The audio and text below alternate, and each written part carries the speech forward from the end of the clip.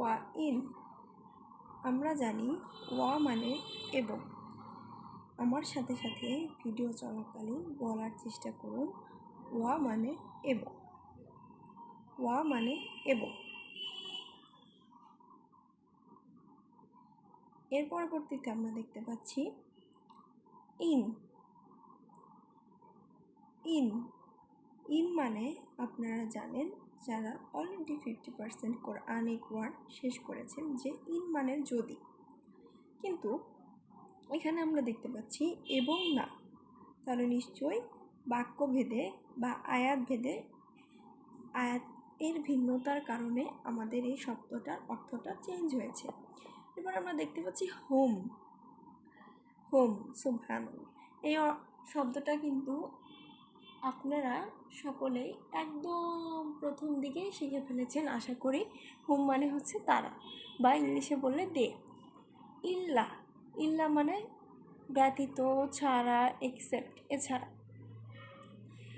So আপনাদেরকে আমি বলবো যে কোরআনের শব্দগুলো যখন আমার ভিডিওগুলো আপনারা দেখবেন, আমি বলার সাথে সাথে আপনারাও শব্দগুলো অর্থসহ আমার সাথে সাথে বলবেন। এতে আপনাদের জড়তাগুলো কাটবে, ভয় ভাঙবে এবং নিজের প্রতি আত্মবিশ্বাস বাড়বে।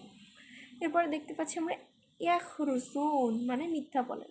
এখানে খুব মজার একটা জিনিস আছে যে আপনারা যারা কোরআনের মোটামুটি অর্থ পড়েছেন তারা জেনে থাকবেন যে ইয়াকজিবুন, ইয়াকজিবুন মানে কিন্তু তারা মিথ্যা বলে, কিন্তু এখানে আমরা দেখতে পাচ্ছি ইয়াখরুসুন আছে।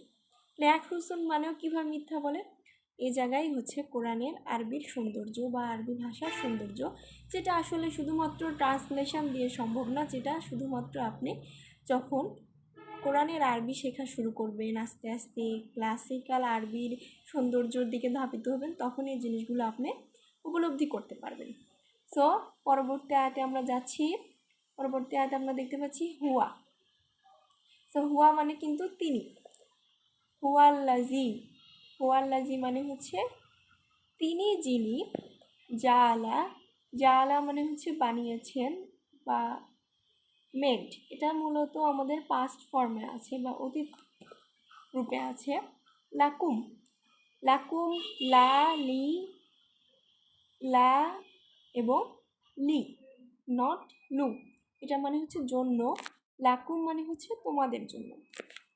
লাইলা, আমরা কিন্তু যারা বাংলা ভাষা শিখি তাদের জন্য আরবি ভাষা শেখা কিন্তু অনেক সহজ, কারণ আপনি আপনার চারপাশে তাকালেই দেখতে পাবেন যে লাইলা কিন্তু অনেকেরই নাম, এবং এই লাইলা মানে হচ্ছে রাত।